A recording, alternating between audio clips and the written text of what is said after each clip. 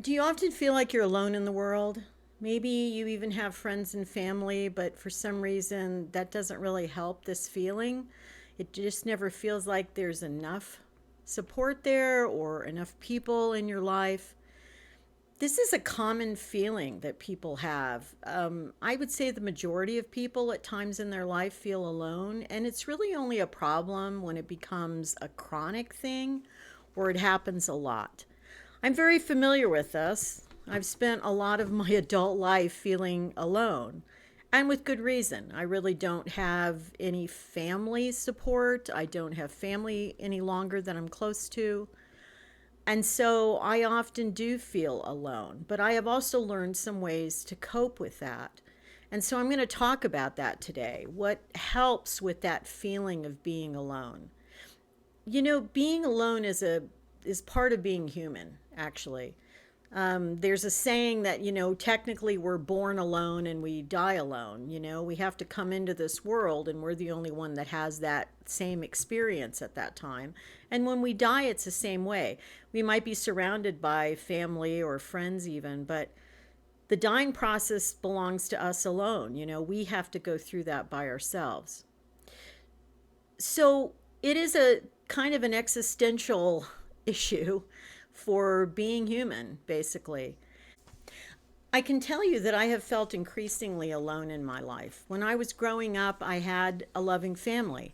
I had a mother and a father and a sister who was older than I was, and we weren't super close, my sister and I, but I knew we had each other's backs, and I definitely felt love and support from my parents. And I also had three grandparents that I felt were also supportive and I saw fairly frequently in my life. So until my father died when I was 10, I really did feel like I had a lot of support and I didn't really feel alone most of the time. But after he died, that was kind of the beginning of a shift in things. And if you watch the video about my mother and forgiving my mother, I'll link it up here after this to watch it. You'll know that my mother was, it was very difficult to get a lot of deep feeling from her when I was like a teenager. And of course, I was still reeling from the death of my father. My mother was, she was not a bad mom. She, took care of my needs and we actually had some good times together when I was a teenager. But she had this kind of wall up all the time. She wasn't really open to a lot of feelings. And so that kind of made me feel very alone at times. And then, of course, as I got older, in my 20s, 30s, I had people in my life. I had husbands. I was married a couple of times. I also had a long-term boyfriend. I had some friends at various times. I had good friends I made in college and in high school. But over time, I just felt increasingly alone. And I don't think it's that unusual as you get older to feel more alone. I think even when people have had a big family and they've raised, six kids or something like that, I think once your kids leave home, you kind of get that empty nest feeling and you feel like they're not really there for you as much anymore. And in many cases, that is true. Families don't see each other as much as they used to, I don't think.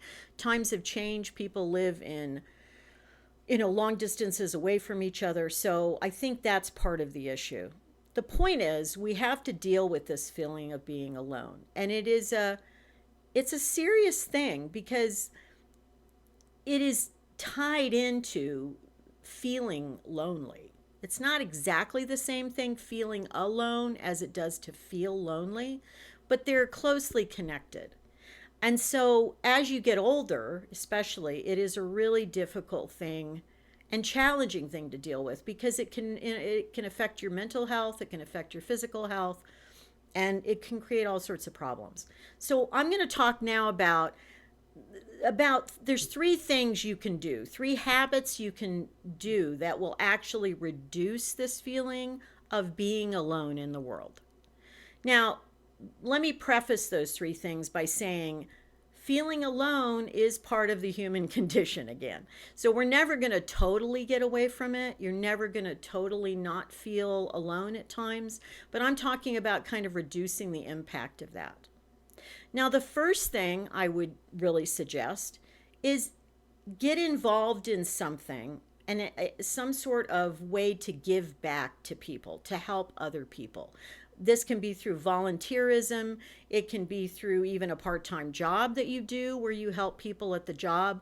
But I found that when you help people, it takes, first of all, a lot of the focus off yourself, but it also makes you feel like you have an impact, that you're making a difference in the world. And that is really important. It is very important to feel like you matter. I know when I used to teach, it just was everything to me when a student would come up to me and say how much of a difference I had made in their lives. That was huge. And that really did help with that sense of feeling alone in the world because I knew I had touched someone else. And therefore I knew I'd made a difference. And that took some of that pain off, that aloneness, I guess is what I would say. The second thing I would suggest, the habit, is to take up some sort of activity, even if you do it on your own, such as art or writing or music. In my case, many of you know that I took up music again I hadn't played music since I was a teenager. I took up music again. And I actually don't have to play with other people. Very often I actually just practice by myself. But music or art or anything that's really creative will take that feeling, will dampen that feeling of aloneness. The other thing along with that is to go out in nature more. If you can, and get out and walk or even drive through nature, but really get out and be in nature to some degree, because for some reason when we're in nature, we feel less alone. We feel connected to something. And I think that is a very important aspect of it. I think it is very important to have that connection with nature. The third habit that I would say that you might want to build on is, if you don't already have this in your life, is build in more spirituality. It doesn't necessarily have to involve religion. It can. If you're already very religious or religion speaks to you, then fine, you go that route. But just being spiritual, incorporating meditation into your life, thinking about the fact that there's something greater than ourselves in the universe, and really believing in that takes a lot of the sense of aloneness away from us. We do feel more connected when we believe that there's something bigger, that there's something even after this life. That will help us with that feeling of aloneness. I know when I used to do bereavement counseling, one of the clients I had that struggled the most with loss was a man who was a self-professed atheist. And it wasn't just that he was an atheist, it was also that he just wasn't spiritual. He didn't really believe in anything. And he admitted to me that he knew that made it more difficult for him to get through grief. And it did. I mean, I watched that again and again with people that didn't have any kind of belief system, that it was much harder to deal with grief and pain and loss. But it's also a lot more difficult to deal with being alone. So you can't force that. You either have an inclination to that or a feeling towards spirituality, or you don't. But I'm just saying it is one habit that will actually help things. So those three things will actually help the sense of being alone. We'll never totally get away from it, but it will take a lot of the sting away from it, a lot of the power it has over us. So I hope you think about that. Until next time, be well, keep moving forward.